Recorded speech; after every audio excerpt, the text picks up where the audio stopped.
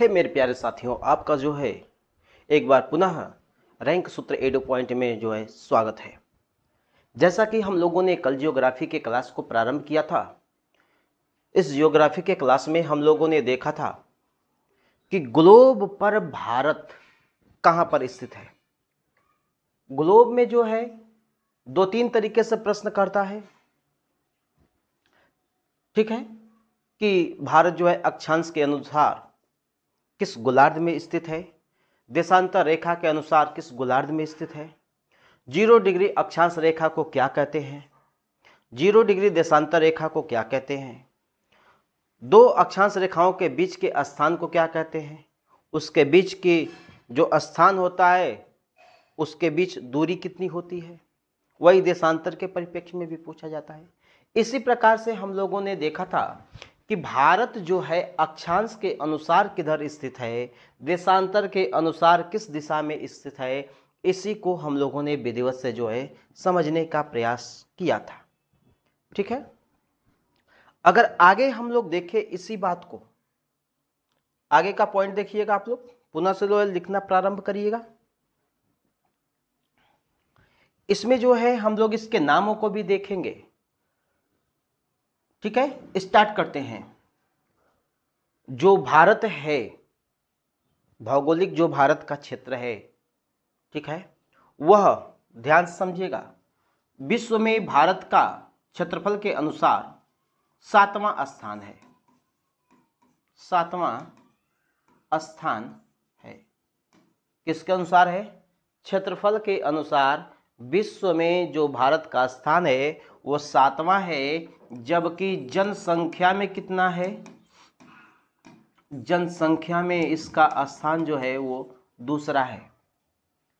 हाँ, अभी जनगणना स्टार्ट हुई है। जब यह जनगणना स्टार्ट हुई, जब स्टार्ट हो जाएगा, जब इसका समापन होगा, जनगणना कर लिया जाएगा, तो एक रिपोर्ट जारी होगा जिसमें यह देखने को मिलेगा कि हम जो है पूरे विश्व को, यानी कि चाइना को भी पछाड़ दिए हैं। चाइना को पछाड़ करके हम लोग आगे बढ़ चुके हैं। ठीक है, जनसंख्या के मामले में हम लोगों ने बहुत मेहनत किया है। ठीक है, जिसके आधार पर हम लोगों ने प्रथम स्थान हासिल कर लिया है। और किसी क्षेत्र में प्रथम स्थान आए या न आए, लेकिन जनसंख्या के क्षेत्र में जो है हम प्रथम स्थान आ जाएंगे। ठीक है, वही बात किया जाएगा पूरे विश्व के क्षेत्रफल का। ठीक है, पूरे विश्व के क्षेत्रफल का, पूरे विश्व के क्षेत्रफल का 2.4% क्षेत्र ही भारत के पास है। इतना परसेंट ही है। और जनसंख्या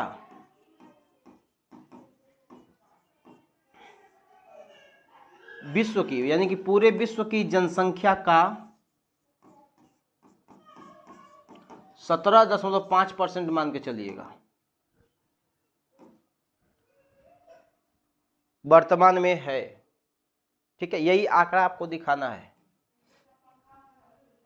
और क्या है? भारत को जो है, भारत को जम्बू द्वीप या भारत खंड के नाम से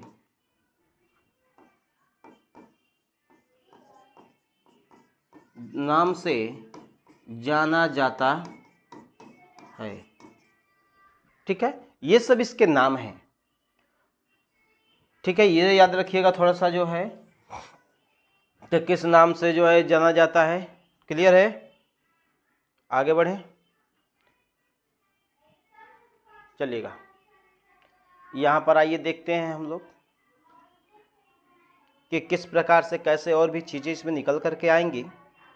तो भारत का जो विस्तार है वो अक्षांशीय विस्तार और देशांतरीय विस्तार को देखेंगे कि जो यहाँ से यहाँ तक इसका अक्षांशीय विस्तार और देशांतरीय विस्तार कितना है। तो ग्लोब को हम लोग देखे थे, तो एक बार पुनः से जो है ग्लोब को हम देखते हैं और समझाने का प्रयास करते हैं कि किसके अकॉर्डिंग पूछा जा रहा है। ठीक है, जैसे ध्यान से समझिएगा किस प्रकार से प्रश्न को करेगा आप लोगों के सामने। देखते हैं, अगर यह भारत बना हुआ है, ठीक है, तो इस प्रकार से ग्लोब पर जो है रेखाएं खींची गई हैं।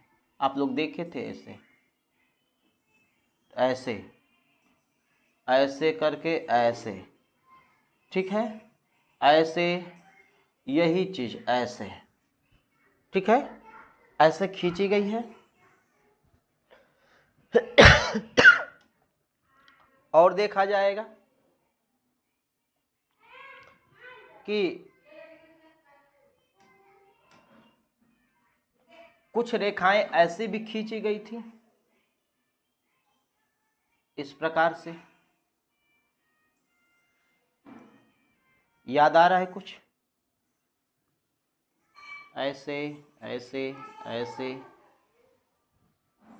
ऐसे ऐसे ऐसे ऐसे ग्लोब पर ऐसे ही रेखाएं थीं जिसको हम लोग देशांतर और अक्षांश रेखा कहे थे। उसी के अनुसार बताना है, तो ध्यान से समझिएगा। अगर यहां से मैं एक और लाइन खींच करके इसको मैं ग्लोब बना दे रहा हूं, ये ग्लोब का आधा हिस्सा, पूरब साइड का आधा हिस्सा मैंने अगर बना दिया इसको, तो अब अगर देखेंगे तो भारत का जो विस्तार है, अक्षांशीय विस्तार और देशांतरीय विस्तार, वो कितना है। तो अक्षांश के अनुसार देखा जाए, ठीक है, समझ लीजिएगा, ये वाला पूछा हूं, ये वाला और ये अक्षांश और देशांतर के अनुसार, ठीक है। तो अब अक्षांश के अनुसार यानी कि अक्षांशीय विस्तार हम देखेंगे। अक्षांशीय विस्तार किसका? भारत का अक्षांशीय विस्तार कितना है? तो अक्षांशीय विस्तार को देखा जाए, अगर यहां से लेते हैं, यहां से कन्याकुमारी वाला लेकर के देखा जाए और लद्दाख वाला ये वाला क्षेत्र, तो यहां पर देखेंगे 8 डिग्री 4 मिनट से लेकर के जो है कितना है 37 डिग्री 6 मिनट जो है किस दिशा में है? नॉर्थ में है, यानी कि उत्तर दिशा में है। अक्षांश के अनुसार जो भारत की अक्षांशीय विस्तार है भारत का, वो 8 डिग्री 4 मिनट से लेकर के 37 डिग्री 6 मिनट तक है। अगर इसके बीच अगर लगभग अंतर को देखा जाए, अंतर कितना है, तो लगभग यह अंतर आपको दिखाई देगा 29 डिग्री और 2 मिनट के आसपास दिखाई देगा, यानी कि टोटल हम मान लेते हैं इसको 30 डिग्री का अंतर पाया जाता है। भारत के अक्षांशीय विस्तार में कितने डिग्री का अंतर पाया? तो लगभग 30 डिग्री का अंतर पाया जाता है।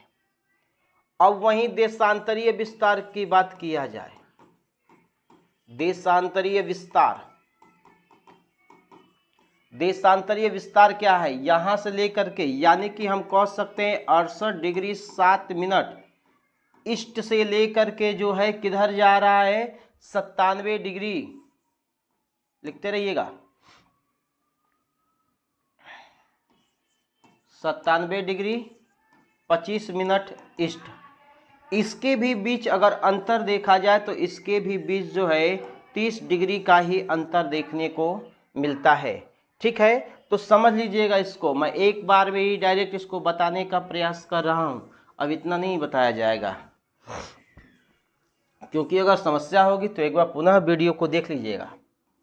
ऐसे पूछा गया है, यही है इसका क्या? देशांतरीय विस्तार। और यहां से ऐसे है तो ये है इसका अक्षांशीय विस्तार, ठीक है। इसी के बीच यह बसा हुआ है भारत, यानी कि कहां से कहां तक? तो यहां से यहां तक, यहां से यहां तक, ठीक है। आगे देखते हैं इसमें और भी चीजों को, आप लोग नोट करते रहिएगा। तो अगर देखा जाए अरुणाचल प्रदेश और यहां पर कितने डिग्री का अंतर पाया, तो आप बताएंगे 30 डिग्री का अंतर पाया जाता है। जब 30 डिग्री का अंतर पाया जाता है तो पता है आपको 1 डिग्री पार करने में जो है 4 मिनट का समय लगता है। 1 डिग्री को पार करने में 4 मिनट का समय लगता है, तो 30 डिग्री को पार करने में कितना हो जाएगा? 120 मिनट का समय लगेगा। और 120 मिनट को ही हम कह सकते हैं 2 घंटा।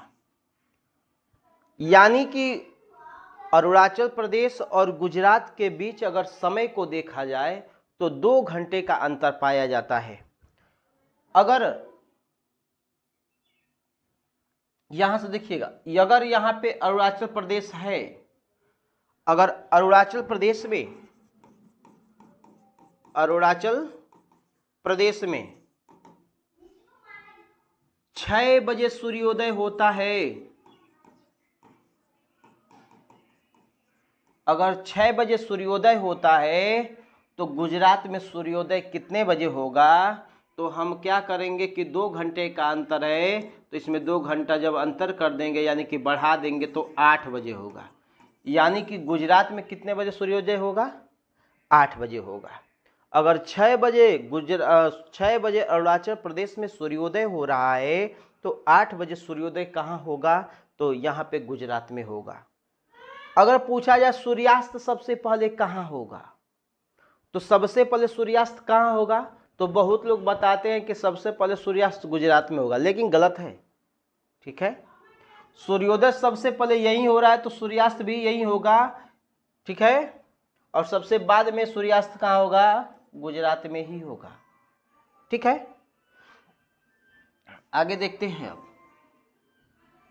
समझ में आ गया होगा आप लोगों को।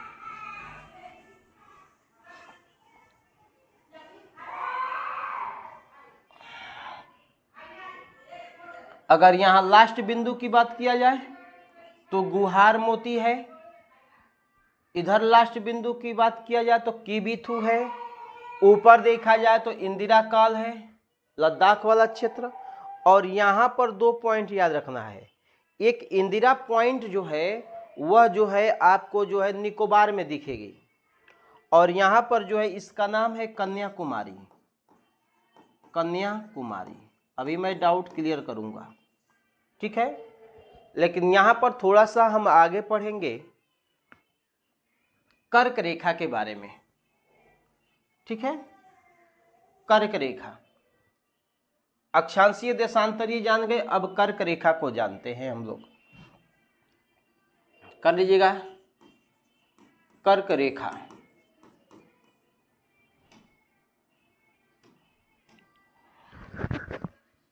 कर्क रेखा जो है इसको कहते हैं 23.5 डिग्री नॉर्थ, 23.5 डिग्री नॉर्थ। यह क्या करती है कि भारत को जो है लगभग 2 बराबर भागों में विभाजित कर देती है। ये वाली लाइन देखिएगा, भारत को लगभग जो है 2 बराबर भागों में विभाजित कर देती है। तो नीचे वाला जो हिस्सा होता है इसको उष्णकटिबंधीय कहते हैं, उष्णकटिबंधीय क्षेत्र कहते हैं, और इसको बोलते हैं उपोष्ण। यानी कि अगर बात किया जाएगा भारत के परिप्रेक्ष्य में, एकदम मैप बना करके फटाक से जो समझने का प्रयास करिए।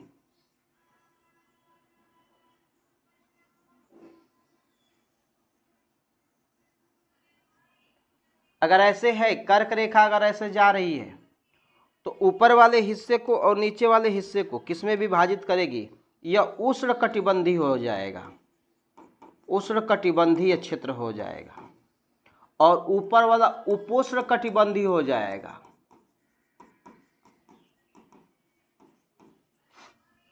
यानी कि इसके नीचे मैं एक और चीज बताया था, जब ग्लोब की बात करते हैं हम लोग तो इसमें जो है देखे थे हम 3 रेखाओं को देखे थे। एक विषुवत रेखा थी, ये कर्क रेखा, ये मकर रेखा। इसी के बीच तापमान सर्वाधिक पाया जा रहा था, इसलिए इसको उष्णकटिबंधीय क्षेत्र कहा गया। इसके ऊपर जैसे जाते हैं धीरे धीरे ठंडा होता जाता है, उधर एकदम ठंडा पड़ने लगता है। वही स्थिति यहाँ पर भी है, इसलिए इसके ऊपर हम जाते हैं तो थोड़ा ठंडी और गर्मी दोनों का आभास होता है, इसलिए यह उपोष्णकटिबंधीय क्षेत्र में आ जाता है। और यहाँ पर नीचे क्या हो जाता है? उष्णकटिबंधीय क्षेत्र हो जाता है। जैसे दक्षिण भारत के लोग, ठीक है ना, दक्षिण भारत के लोगों को देखे होंगे, वो ज़्यादा जो है फिल्मों में आप लोग देखे होंगे। उत्तर भारत के तो सबसे ज़्यादा जो है यहाँ पे काले लोग पाए जाते हैं, तो इसका कारण भी यही है, सबसे अधिक तापमान का होना। ठीक है, ध्यान दीजिएगा। अब यहाँ से कर्क रेखा जो है कितने राज्यों से होकर के गुजरती है? तो कर्क रेखा जो है 8 राज्यों से होकर के गुजरती है। राज्य का नाम लिखिए। सबसे पहले आएगा गुजरात। क्या आएगा? गुजरात। चलिए यहाँ पे दिया हुआ है, सबसे पहले आएगा गुजरात, इसके बाद आएगा राजस्थान, इसके बाद आएगा मध्य प्रदेश, फिर छत्तीसगढ़, झारखंड, पश्चिम बंगाल, त्रिपुरा, यहाँ पे त्रिपुरा, इसके बाद मिजोरम। ठीक है, ये 8 राज्य आते हैं। अगर बात किया जाए कर्क रेखा जो है सबसे अधिक किस राज्य से होकर के गुजरती है? तो सबसे अधिक यानी कि इसके लंबाई की बात किया जाएगा तो सबसे लंबी जो कर्क रेखा की लाइन है वो मध्य प्रदेश से होकर के गुजरती है। इसका विस्तार, कर्क रेखा का सर्वाधिक विस्तार मध्य प्रदेश में आपको देखने को मिलेगा, और सबसे जो कम विस्तार है वो कहाँ देखने को मिलेगा? राजस्थान में देखने को मिलेगा। अगर बात किया जाए झारखंड की राजधानी रांची, जो झारखंड की राजधानी रांची है यह कर्क रेखा पर ही स्थित है। कहाँ है? कर्क रेखा पर स्थित है।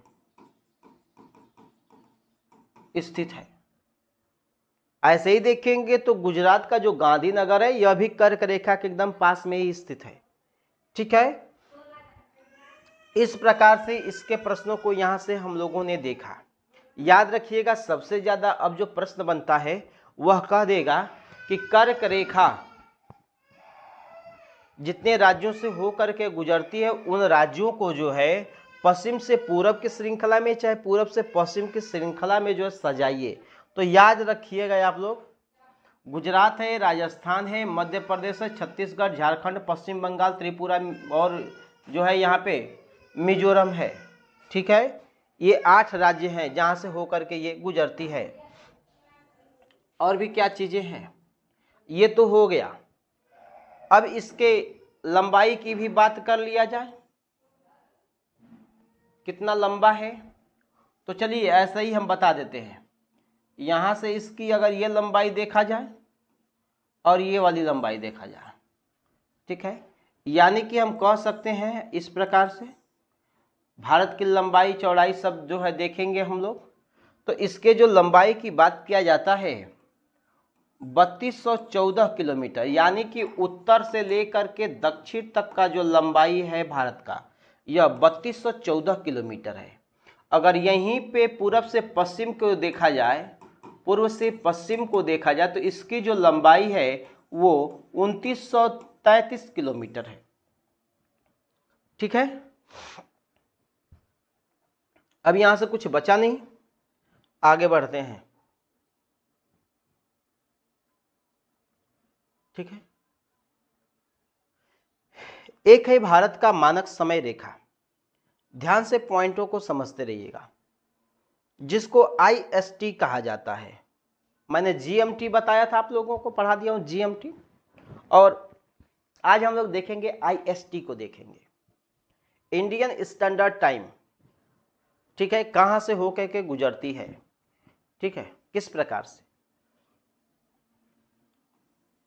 ये अगर हम देखे थे देशांतरीय विस्तार तो 68 डिग्री 7 मिनट था। इसको हम देखे थे 97 डिग्री 25 मिनट। अगर दोनों को जोड़ दिया जाए, जो दोनों देशांतरीय विस्तार है इसको जोड़ करके जो है 2 से भाग दे दिया जाए तो इसका औसत मान आ जाएगा 82, 82.5। कितना जाएगा? 82.5 आ जाएगा। तो यह जो 82.5 आ रहा है यही जो है कि उस देश का जो है क्या हो जाएगा? मानक समय रेखा हो जाएगा। तो भारत का जो मानक समय रेखा है वो इस प्रकार से, कोई भी देश होगा अगर उसका देशांतरीय विस्तार अगर आपको पता है तो देशांतरीय विस्तार को जोड़ करके 2 से अगर भाग दे देते हैं तो भाग देने के बाद जो औसत मान निकल के आता है वही उस देश की समय, जो मानक समय रेखा होती है वो वही होती है। ठीक है, ये पॉइंट, सीधी सीधी बात। अब देखिएगा यही मानक समय रेखा है। अगर हम यहाँ से खींचे थे तो भारत जो है देशांतरीय विस्तार के अनुसार देखा जाए तो भारत पूर्वी गोलार्ध में स्थित था। तो पूर्व में ही सूर्योदय होता है तो यह आगे की तरफ है, ठीक है। तो जब आगे की तरफ है और ये जो 82.5 डिग्री रेखा है वो भारत से होकर के गुजर रही है, तो भारत से होकर के कितने राज्यों से होकर के गुजरती है, तो यह 82.5 डिग्री जो है भारतीय मानक समय रेखा IST 5 राज्यों से होकर के गुजरती है। कहाँ कहाँ से, तो उत्तर प्रदेश से होकर गुजरती है, मध्य प्रदेश से होकर के गुजरती है, छत्तीसगढ़ से होकर गुजरती है, उड़ीसा से होकर के गुजरती है और आंध्र प्रदेश से होकर गुजरती है, ठीक है।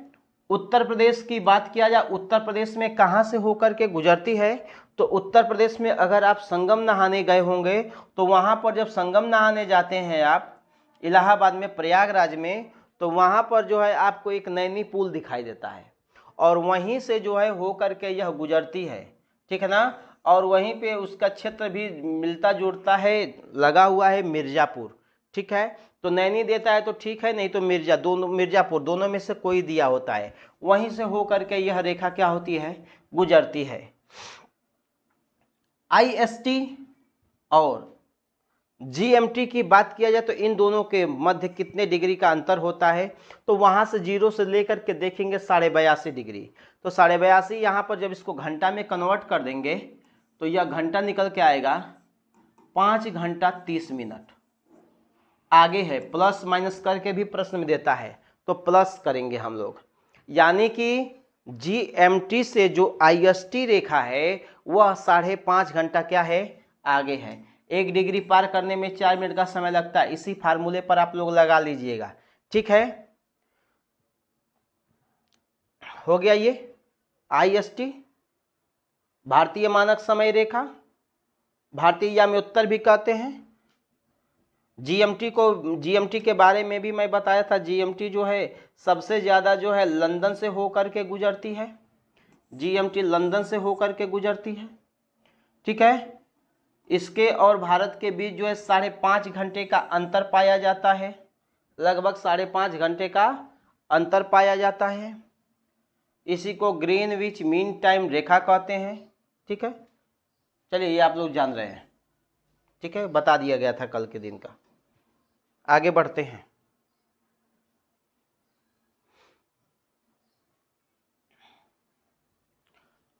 भारत के दूरस्थ बिंदु की बात किया जाए, जो भारत का क्षेत्र बना हुआ है, जो भारत का विस्तार है, वो कहाँ से कहाँ तक इसका अंतिम बिंदु है, तो यहाँ पर आप देखे थे गुहार मोती को देखे थे। कहा जाएगा, ध्यान समझिएगा, ऐसे करके भी आप बना सकते हो। तो यह सबसे पूर्व में कौन सा हिस्सा है, पश्चिम में कौन सा है, उत्तर में कौन सा है और दक्षिण में कौन सा है, इसी बात को देखा जाता है। तो सबसे पहले बात करते हैं हम पूर्व में। किसकी बात करेंगे, पूर्व में बात करेंगे।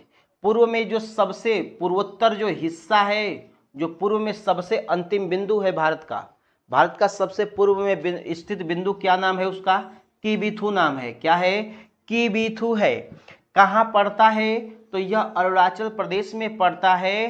कौन सा जिला है, तो यह जिला का नाम है अंजो जिला। अंजो जिला है, कहाँ स्थित है, लोहित नदी के पास स्थित है। किस नदी के पास स्थित है, लोहित नदी। लोहित नदी को पता होगा आपको कि यह ब्रह्मपुत्र की सहायक नदी है। तो इसी लोहित नदी के पास जो है यह कीबीथू स्थित है, जो कहाँ पर है, भारत और चाइना के सीमा के निकट है, ठीक है। अब देखेंगे सबसे पश्चिम वाले बिंदु को, जिसका नाम है गुहार मोती, जो गुजरात में स्थित है, ठीक है। कहाँ स्थित है, गुजरात में स्थित है।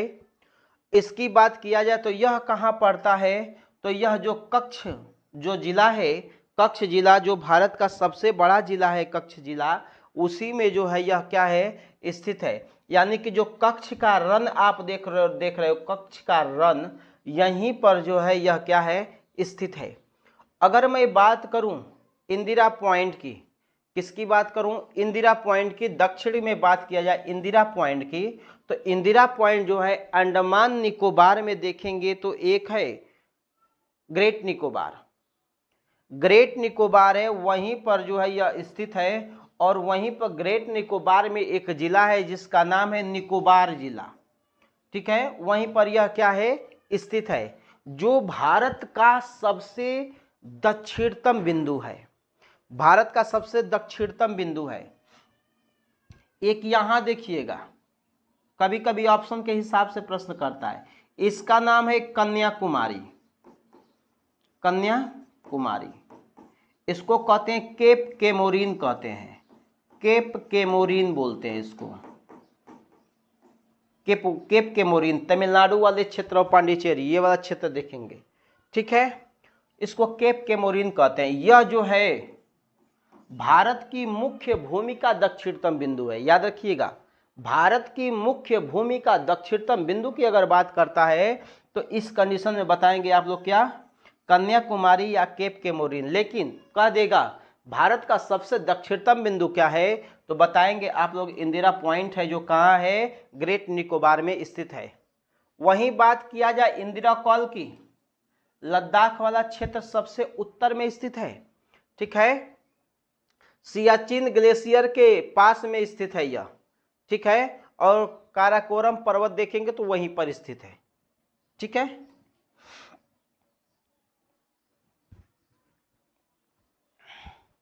इसका पिग्मेलियन पॉइंट भी मैंने बताया, केप केमोरिन भी बताया। ठीक है, और देखेंगे आप लोग इंदिरा पॉइंट को, तो यह जो है क्या हुआ था कि जब 2004 में सुनामी आई थी तो उसमें यह डूब गया था। ठीक है, और अभी भी जो है कुछ इसका क्षेत्र क्या हुआ है, डूबा हुआ है। आगे की तरफ बढ़ते हैं। द्वीप अभी नहीं बताएंगे, द्वीप का अगला चैप्टर होगा आप लोगों के सामने। ठीक है,